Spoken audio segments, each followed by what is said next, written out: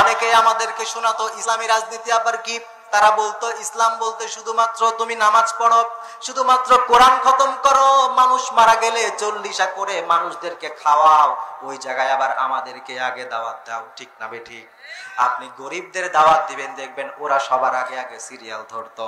কিন্তু আল্লাহ তাআলার নবী তিনি আমাদেরকে শিখিয়েছেন কিভাবে ইসলামী রাজনীতি করতে হয়, কিভাবে মানুষের মুক্তির জন্য সংগ্রাম করতে হয়, কিভাবে সারা পৃথিবীতে ইসলামী রাষ্ট্র কায়েম করার মাধ্যমে শান্তি প্রতিষ্ঠিত করতে হয়।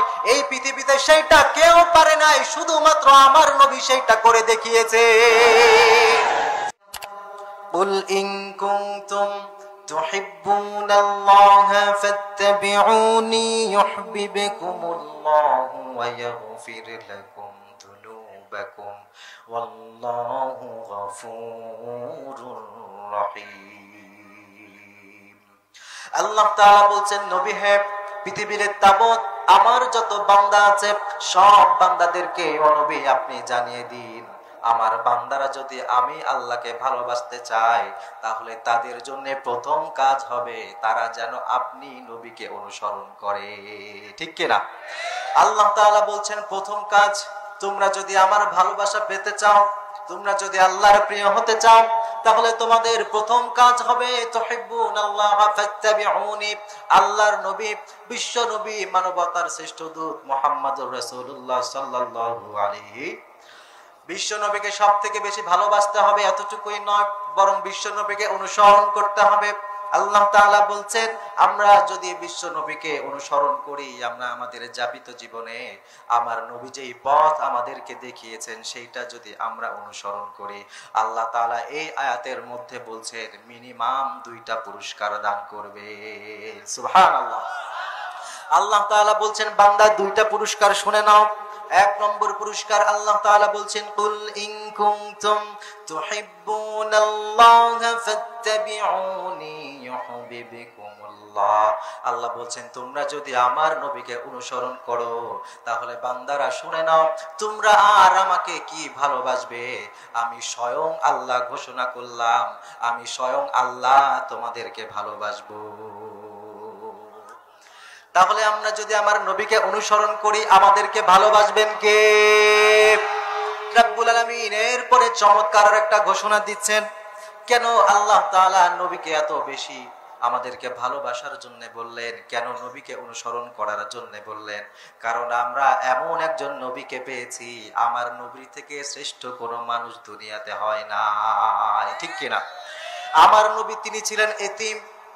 পৃথিবীতে আসার আগে বাবা চলে গেল, পৃথিবীতে আসার কিছুদিন পরে মাকে হারিয়ে ফেললেন, দাদা তাকে লালন পালন করতে চাইলো, দাদাও চলে গেল। এমনকি যেই চাচা তাকে বুকে আগলে রাখতে চেয়েছিল সেই চাচাও চলে গেল। নবীজির সব থেকে প্রিয় সহধর্মিনী হযরত খাদিজা তিনিও ইন্তেকাল করে গেলেন। আমার নবী একেবারে অসহায়, একেবারে এতিম, মনে বড় কষ্ট, মনে বড় দুঃখ, কিন্তু এরপরেও কখনো নিজের জন্য কাঁদেন নাই, বরং তার উম্মতেরা কি করে মাফ পেতে পারে, তার উম্মতেরা কিভাবে সফল হতে পারে, জান্নাত লাভ করতে পারে, আমার নবী তার সারাটা জীবন শুধুমাত্র উম্মতকে নিয়ে ভেবেছেন। এই জন্য এমন নবীকে আমরা ভালোবাসতে চাই কি চাই না প্রিয় ভাই?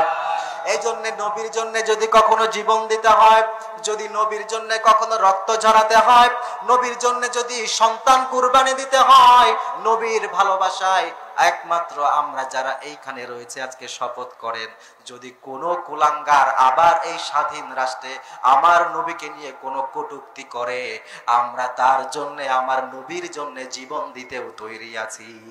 ঠিক কিনা? এজন্যই আল্লাহ তাআলা বলছেন আমার নবী তিনি হচ্ছেন সর্বশ্রেষ্ঠ নবী।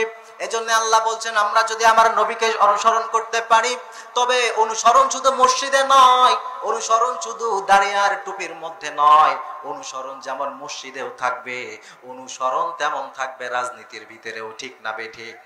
অনেকে আমাদেরকে শোনাতো ইসলামী রাজনীতি আবার কি। তারা বলতো ইসলাম বলতে শুধুমাত্র তুমি নামাজ পড়ো, শুধুমাত্র কোরআন খতম করো, মানুষ মারা গেলে 40 করে মানুষদেরকে খাওয়াও, ওই জায়গায় আবার আমাদেরকে আগে দাওয়াত দাও। ঠিক না বেঠিক? আপনি গরিবদের দাওয়াত দিবেন, দেখবেন ওরা সবার আগে আগে সিরিয়াল ধরতো। কিন্তু আল্লাহ তাআলার নবী তিনি আমাদেরকে শিখিয়েছেন কিভাবে ইসলামী রাজনীতি করতে হয়, কিভাবে মানুষের মুক্তির জন্য সংগ্রাম করতে হয়, কিভাবে সারা পৃথিবীতে ইসলামী রাষ্ট্র কায়েম করার মাধ্যমে শান্তি প্রতিষ্ঠিত করতে হয়। এই পৃথিবীতে সেইটা কেউ পারে নাই, শুধুমাত্র আমার নবী সেইটা করে দেখিয়েছে। এজন্য রব্বুল আলামিন বলছেন, কুল ইন কুনতুম তুহিব্বুনাল্লাহা ফাত্তাবিউনি ইউহিব্বুকুমুল্লাহু ওয়া ইয়াগফির লাকুম যুনুবাকুম ওয়াল্লাহু গফুরুর রহিম।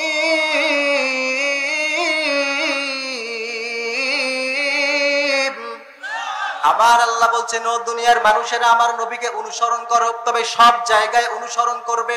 যদি তোমরা অনুসরণ করতে পারো, 1 নম্বর বিধান আমি দিলাম, তোমাদেরকে ভালোবাসবো। 2 নম্বর, ও আমার বান্দারা তোমাদেরকে বলে দেই, তোমরা যদি আমার নবীকে অনুসরণ করতে পারো, তোমাদের দ্বিতীয় পুরস্কার, তোমাদের যাপিত জীবনের সব গুনাহ আমি আল্লাহ মাফ করে দিব।